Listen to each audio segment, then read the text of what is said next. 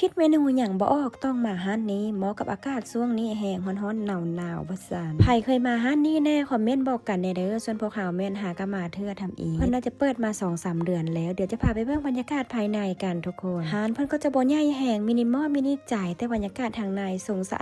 อาดนะทุกคนเบิ่งรอบๆไปแล้วรู้สึกว่าสบายหูสบายตาเจ้าของห้านเพิ่นน่าจะเป็นคนเวียดนามประมาณนี้แต่ว่าเพิ่นเว้าภาษาลาวได้ดีเลยพอแต่กำลังเลิกเวียกเสียงโทรศัพท์ลังขึ้นกิ้งๆมาเบิ่งว่าเป็นหลานสาวโทรส่วนสาวเอ็มมากินมี่เกาหลีเก่าใจว่าซานสาวเอ็มก็บ่เคยมาหาเนี่ยจักเทื่ออีกอย่างนะช่วงนี้กำลังติดรีวิวก็เลยมาหาเพิ่นความจริงแล้วเฮายังมีเรียนภาษาเวียดต่ออยู่แต่ว่าแบบมาหาสองสาวเพิ่นก่อนสงสัยพ่อแม่เพิ่นหาก็ไปฮับมาแต่โรงเรียนก็เลยหิวข้าวแห้งนะทุกคนก็เลยมากินมี่ก่อนบาซานส่วนรายการอาหารต่างๆเพิ่นในห้านก็บ่มีหลายเมนูปานใดแต่ราคาเริ่มต้นเพิ่นแต่ 13,000 หา 60,000 กีบส่วนเมนูซิกเนเจอร์ของห้านเพิ่นก็น่าจะเป็นมี่เกาหลีเก้าระดับความเผ็ดความเค็มเฮาเลือกตามใจนะจ๊ะนับตั้งแต่1ขึ้นไปฮอด9พุ่นน่ะทุกคนมักเผ็ดมักเค็มมักจางมักเท่าไหร่ก็บอกเพิ่นไผเคยมาในห้านนี้นะคอมเมนต์บอกกันแน่เด้อมักรสชาติคือแบบพวกเฮาบ่ตอนที่เฮามานั้นเวลาสักประมาณ 4:30 นแต่ว่าลูกค้ายังบ่หลายปานใดแต่ว่าห้านนี้เห็นคนมารีวิวหลายอยู่ใดทุกคนก็บอกว่ามันแซ่บเฮาก็เลยอยากมาลองด้วยตัวเองกินมี่เกาหลีแก้มกับกิมจิแบบนี้นะทุกคนเข้ากันที่สุดเลยเจ้าของห้านเพิ่นเอามาให้ถ่ายรีวิวเฮามาลองเบิ่งดูว่าสิถึ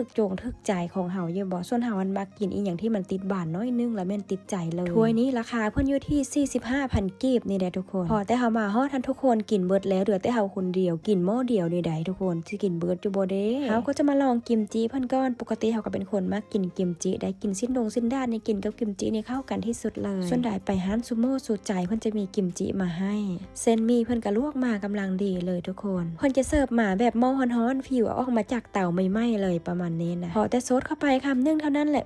ตื่นหูตื่นตาสว่างเลยค่ะพี่น้องมันแซ่บแฮงก็มาชวนไอ้ปิ้นกินน้ำต้อทุกคนเพิ่นกินอิ่มแล้วแต่ว่าน้องสาวกินคนเดียวคือสิบ่เบิดก็เลยให้เพิ่นมากินช่วยแต่ว่าค่อยแยกบ่ออกขนาดระหว่างกินแซ่บกับกินบ่แซ่บนะรู้สึกว่าเพิ่นน่ะซื่อๆอยู่บ่ได้คือน้องสาวเพิ่นได้ถ้าแซ่บก็คือแบบขึ้นมกขึ้นใจเลยส่วนหลานสาวปุ้ยค่อยชวนให้กินเพิ่นก็บ่กินน้ำเพราะว่าเพิ่นกินอิ่มแล้วเพิ่นและอันนี้นะคะบ่ฮู้ว่าเม่นหยังเพิ่นเอามาให้ถ่ายรูปเฮาก็เลยถ่ายพอแต่เวลาผ่านไป10 นาทีเท่านั้นได้เกลี้ยงแอดแตะเลยพี่น้องมื้อนี้ก็อิ่มจังตังอยู่ครบอีกแล้วต้องขอบใจเจ้ามือทั้ง2ท่านนะคะหานเพิ่นหันหน้าไปทางตะเวนตกดินเนี่ยทุกคนช่วงนี้ก็เลยมีแลดซองเข้ามาประมาณ 5 โมงแลงนี่แหละพอตอนที่เฮากำลังจะกลับลูกค้าเพิ่นมาเกือบเต็มทุกโต๊ะเลยทุกคนถือได้ว่าเพิ่นเป็นอีกร้านนึงที่ได้รับความนิยมสมชอบจากลูกค้าได้เห็นว่าพากันมากินหลายแล้วก็รีวิวค่อนข้างหลายเวลาเปิดร้านเพิ่นมันจะเปิดแต่ 8 โมงเช้าหา 10 โมงแลงประมาณนี้ส่วนโลเคชั่นเพิ่นแม่นให้ทุกคนเบิ่งตามวิดีโอเด้อเฮาบ่แน่ใจว่า3 แยกหรือ4 แยกบนนี้แต่ว่าถ้าเฮาขี่ลงมาทางลัก2จะมาเจอ3 แยกร้านเพิ่นมันจะอยู่ตรงมุมนี่เลยอยู่ทางซ้ายมือติดกับร้านกาแฟเวียดที่มันมี2 ชั้นนะทุกคน